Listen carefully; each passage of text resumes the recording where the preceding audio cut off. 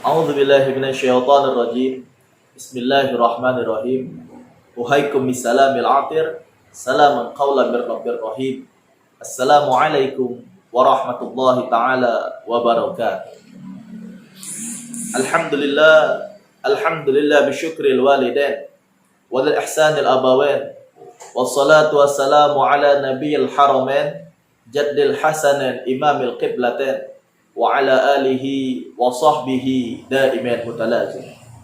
Allahumma salli ala nuril anwar wa sirril asrar wa tiryagil aghyar wa miftahil babil yasar sayyidina wa maulana Muhammadin al-Mukhtar wa alihi al-athhar wa ashabihi al-aghyar adada ni'amillahi wa ifdal. Wa qala Allah ta'ala fi kitabihil karim, a'udzu billahi minasyaitonir rajim. Bismillahirrahmanirrahim. Rabbi shrah li sadri wa yassir li amri wahlul 'uqdatam min lisani yafqahu qawli. Wa qala aidan rabbi zidni 'ilman warzuqni fahman. Allahumma faqihna fid din wa 'allimna ta'wil, amma ba'du. Ma'asyiral hadirin wal musta'min rahimakumullah. Pertama-tama marilah selalu kita panjatkan rasa puja beserta puji syukur kita atas kehadiran Allah Subhanahu wa taala.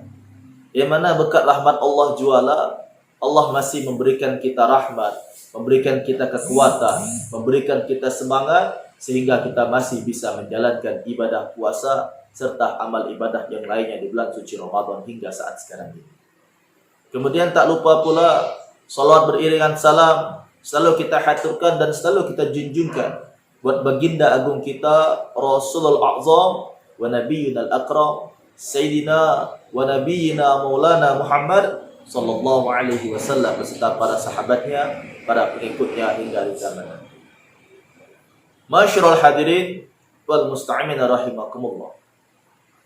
Alhamdulillah, pada saat sekarang ini Allah Subhanahu wa taala masih memberikan kita kesempatan, masih memberikan kita rahmat, memberikan kita semangat sehingga kita masih bisa menjalankan ibadah puasa serta amalan ibadah-ibadah lainnya di bulan suci Ramadan ini. Karena telah kita ketahui bersama pada saat sekarang ini negara kita, bukan hanya negara kita tapi seluruh dunia dan terlebih khususnya kota kita Palembang saat ini sedang dilanda suatu musibah, suatu wabak yang kita kenal dengan COVID-19 atau dengan nama lain virus corona. Tapi dengan rahmat Allah Subhanahu wa taala hingga pada saat sekarang ini kita masih bisa menjalankan ibadah-ibadah puasa dengan baik. Kita masih bisa beribadah membaca qiraatul Quran, bisa berzikir, kemudian melaksanakan salat-salat yang lain walaupun ada sebagian ibadah yang agak sedikit berbeda daripada tahun kemarin. Seperti contoh ibadah salat tarawih. Kalau tahun kemarin semarak kita salat tarawih itu luar biasa.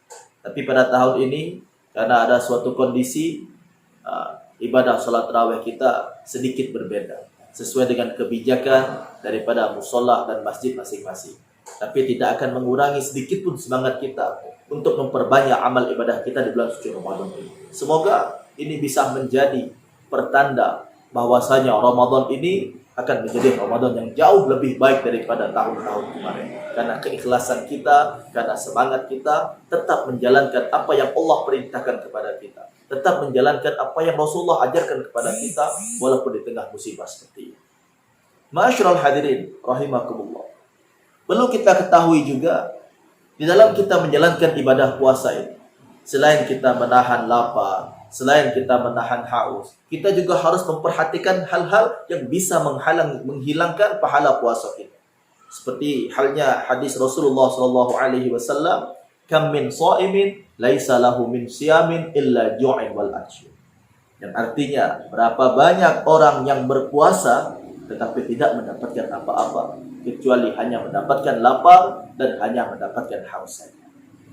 Puasanya sah, amal ibadahnya sah, tetapi puasa tersebut tidak mendapatkan pahala oleh Allah Subhanahu wa taala. Maka puasa yang dia gawekan, puasa yang dia lakukan itu cuma bisa mendapatkan lapar dan haus baik. Sedangkan ibadahnya tidak dapat, pahalanya tidak dapat, dan juga tidak bisa meningkatkan ketakwaan kepada Allah Subhanahu wa taala. Karena apa?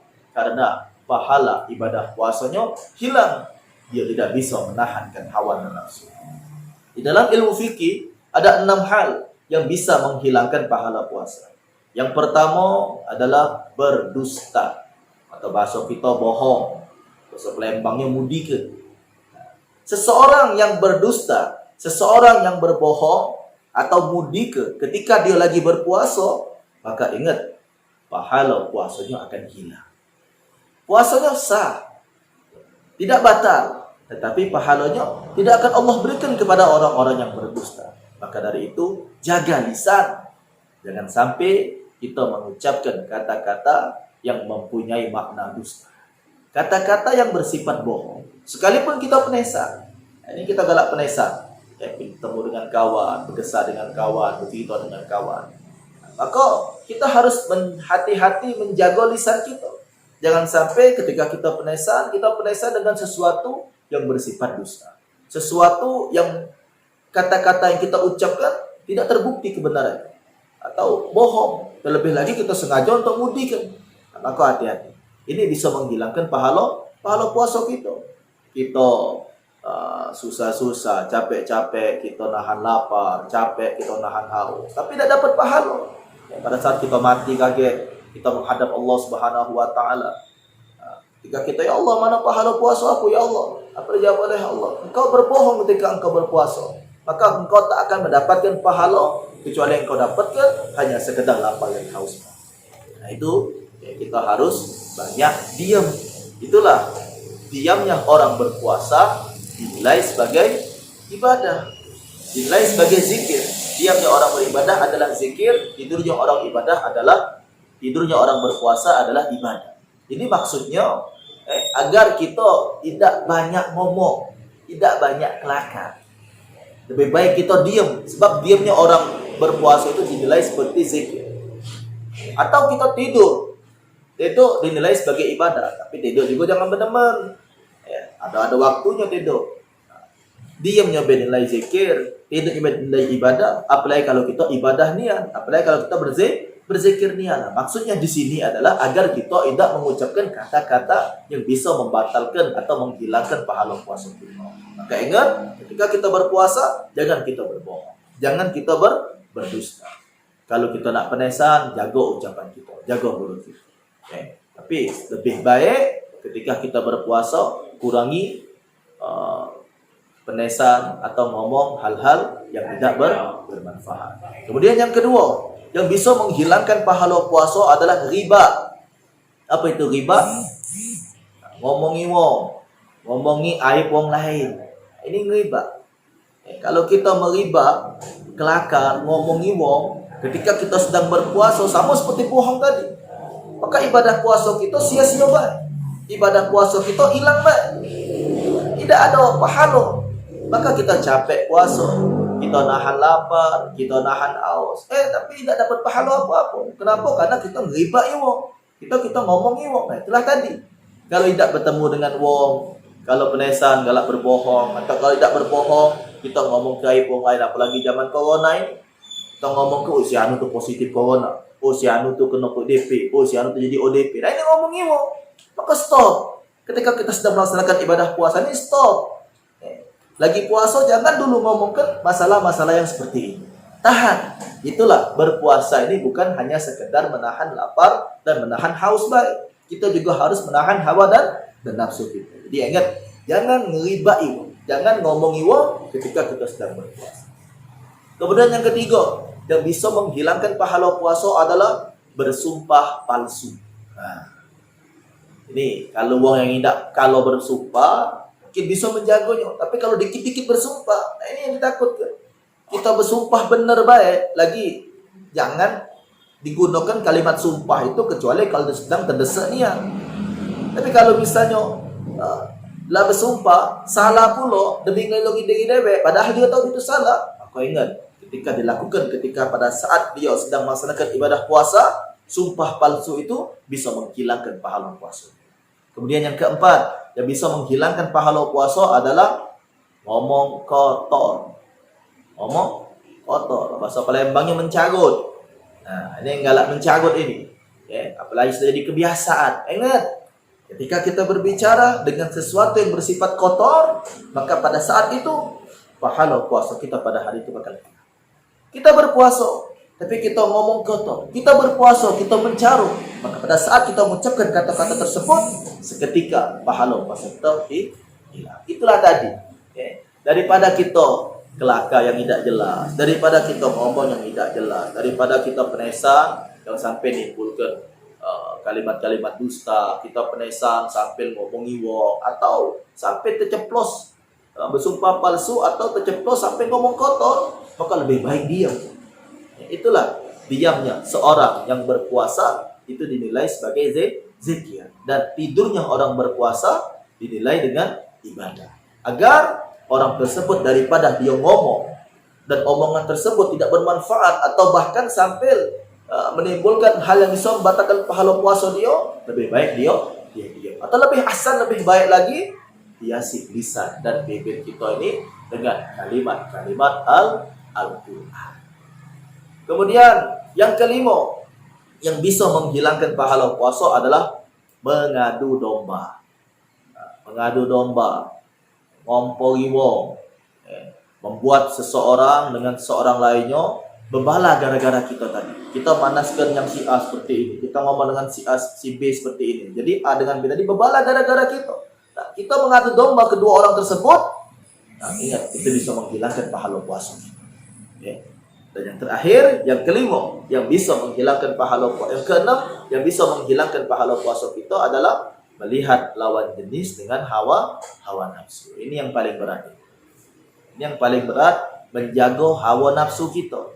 Kalau kita sekedar menjaga lapar, menjaga haus, nahan tak makan atau tidak minum, itu kita bisa, kita kuat. Tapi kalau kita menahan hawa dan nafsu, ini yang berat. Apalagi pandangan mata. Kita keluar banyak penjingoan, kita nyington TV banyak penjingoan. Tolonglah pada yang kaum betina itu juga. Masuk bulan puasa ini tutup aurat, yang tidak pernah tutup aurat. Bahkan jangan bulan puasa baik. Pokoknya selamanya lah, dari kecil tutuplah aurat sampai ke tua, sampai ke mati kaget. Jangan nunggu di kain kafan ke dulu baru tutup auratnya. Ini semasa itu dia tutup aurat. Ingat juga, ini juga termasuk bisa menghilangkan pahala puasa. Walaupun dalam ilmu fikih ada 6 hal tadi, seperti berdusta, riba, bersumpah palsu, ngomong kotor, kemudian mengadu domba, dan terakhir tadi melihat hawa nafsu. Ini 6 yang tercatat dalam ilmu fikih. Tapi yang bisa menghilangkan pahala puasa adalah kalau kita melakukan kemaksiatan ketika kita berpuasa. Lagi puasa, kita tidak berjilbab, terbuka aurat kita, berjalan keliling sehingga menyebabkan wong yang puasa tergoda hawa nafsunya sehingga puasanya batal. Ingat, kita bisa menanggung dosa orang yang kita buat batal tersebut. Itulah. Maaf ibu-ibu, maaf. Dalam neraka kaget, jumlah perempuan itu lebih banyak daripada kaum laki-laki. Kenapa? Karena banyaknya dosa yang tidak dia rasakan, dia sedang melakukan dosa. Apalagi zaman sekarang ini.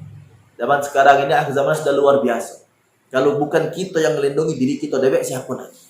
Kalau bukan kita yang melindungi keluarga kita, siapa lagi? Membuka aurat itu seperti hal yang lumrah, seperti hal yang biasa. Banyak orang-orang muslimah, orang-orang muslimah yang tidak memakai jilbab, yang tidak menutup auratnya. Dia berjalan keliling, dilihat oleh laki-laki yang bukan muhrimnya. Alhamdulillah. Ini sudah menjadi hal yang biasa di akhir zaman ini.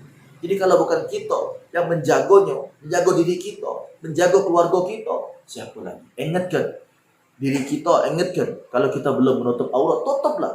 Mumpung ini bulan Ramadan, kita awali pada saat sekarang ini. Ada yang galak, ngeyel. Kenapa kau tak pakai jilbab? Kenapa tak tutup aurat? Agaklah aku belum siap. Hati aku belum suci. Nunggu suci, lama. Kiamat tak keluar lagi. Kalau kita misalnya nak beli makanan, yang kita jingok, bungkusnya dulu, apa isinya dulu? Pasti bungkusnya dulu. Aman bungkusnya rapi, bungkusnya bagus. Tertarik kita beli makanan tersebut. Tapi kalau dari bungkusnya tidak pakai bungkus, makanan terkapa-kapa ketik bungkus, pada galak yang belinya. Tidak nilai, tidak harganya. Nah begitu juga kepada kita yang membuka aurat kita. Maka dari itu tutuplah aurat ketika Ya bukan ketika lagi puasa inilah, setiap hari itu terus. Kecuali di hadapan orang-orang muhrim kita, depan ayah kita, depan ibu kita, adik-beradik kita. Nah, tapi juga jangan terlalu terbuka aurat depan mereka. Kita bisa menjaga. Ya. Al-haya'u minal iman. Kemaluan. Ya. Malu itu adalah sebagian dari iman. Jadi bukan hanya keenam hal tadi, menutup aurat, itu juga kewajiban kita saat kita sedang berpuasa. Kemudian juga ini yang paling penting. Ingat, ini yang paling penting. Ketika kita berpuasa, jangan sampai kita meninggalkan sholat. Jangan sampai kita meninggalkan sholat walaupun hanya satu waktu. Ingat, orang yang berpuasa tapi tidak sholat, itu pecah dia ngisi ember tersebut bawahnya bolong. Isilah sebanyak-banyak mungkin, tidak bakal bisa terisi air dalam ember tersebut. Kenapa? Karena embernya bocor. Nah, itulah ibarat bagi orang yang dia berpuasa tapi dia tidak melaksanakan ibadah sholat. Ingat, sholat ini adalah miftahul jannah, kuncinya surga. Nah, jadi kalau kita nak masuk surga, kita perlu kunci. Apa kuncinya? Ialah sholat tadi. Percuma kita puasa setiap hari.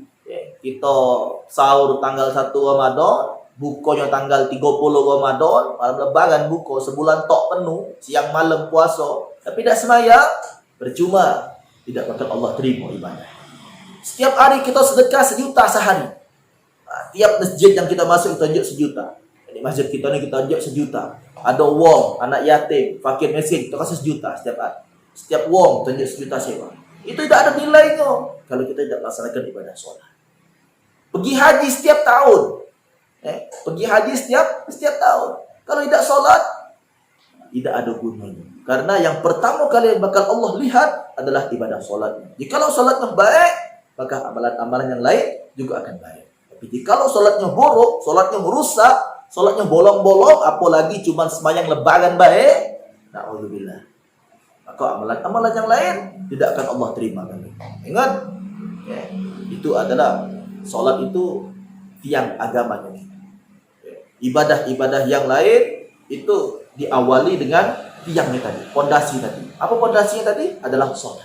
Jikalau sholat kita ni bagus, sholat kita ni baik, apalagi ditambah dengan sholat-sholat rawatibnya, sholat sunnah qabliyah, sholat sunnah ba'diyah, ditambah dengan di bulan Ramadan ada sholat sunnah tarawih, dan ditutup dengan sholat sunnah witir. Alhamdulillah. Dan maka insya Allah amalan-amalan yang lain bakal mendekat sendiri, akan mengikuti sendiri. Ketika kita meningkatkan ibadah sholat kita, amalan-amalan yang lain juga akan semakin bertambah, insya Allah. Itulah. Jadi ketika kita berpuasa, tidak hanya kita menjaga lapar, tidak hanya kita menjaga haus kita baik, tapi kita juga harus menjaga hawa dan nafsu kita daripada hal-hal yang bisa menghalangi pahala ibadah puasa kita. Alangkah ruginya kita jikalau kita berpuasa tapi cuma dapat lapar, cuma dapat haus baik, kita tidak dapatkan apa-apa.